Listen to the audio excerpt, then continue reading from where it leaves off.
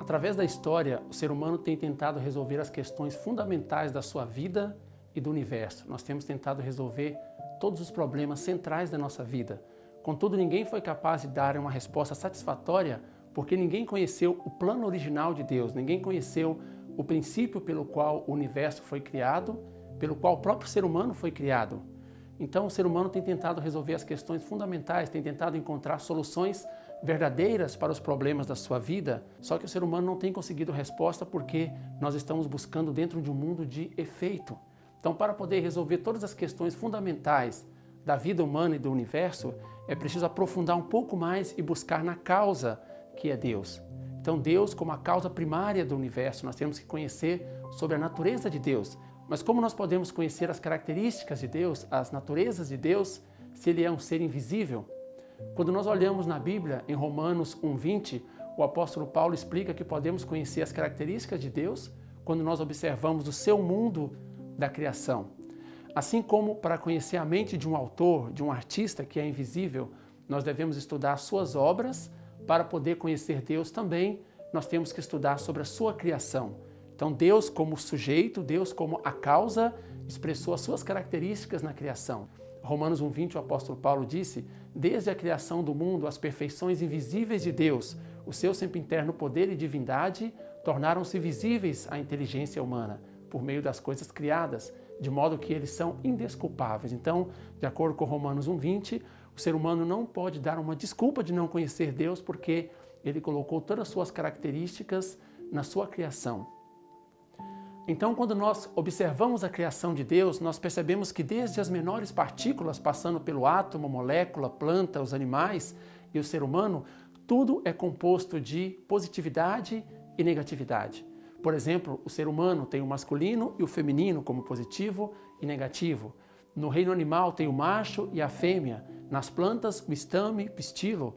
O reino mineral também, molécula, átomo e partícula, também é formado por positividade e negatividade. Então, todas as coisas estão existindo através de um relacionamento recíproco, através de uma interação entre as essencialidades duais de positividade e negatividade. A criação está formada por pares complementares.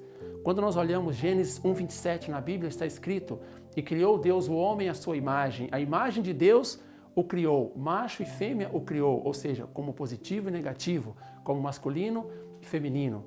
Então, se toda a criação de Deus está formada por positividade e negatividade, então Deus, como a primeira causa, está na posição de sujeito e possui as características duais de positividade e negatividade em perfeita harmonia dentro de si.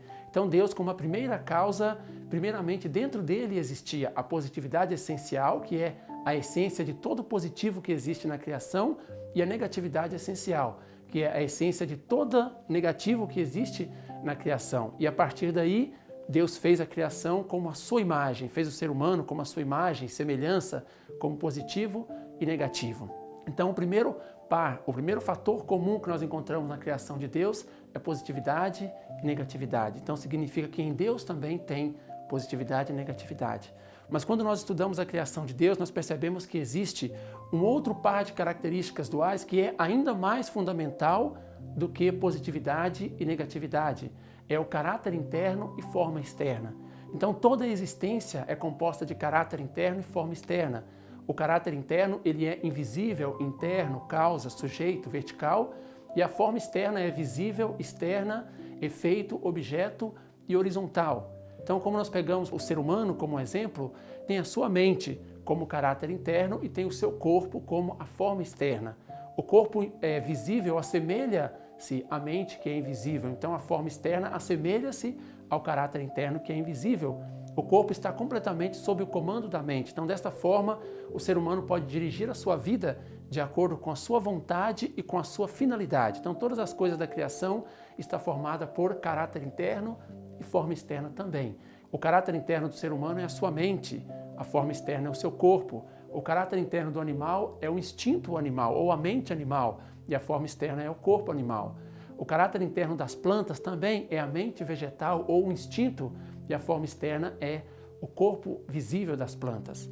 Molécula, átomo e partícula que formam o reino mineral também está composto de caráter interno e forma externa.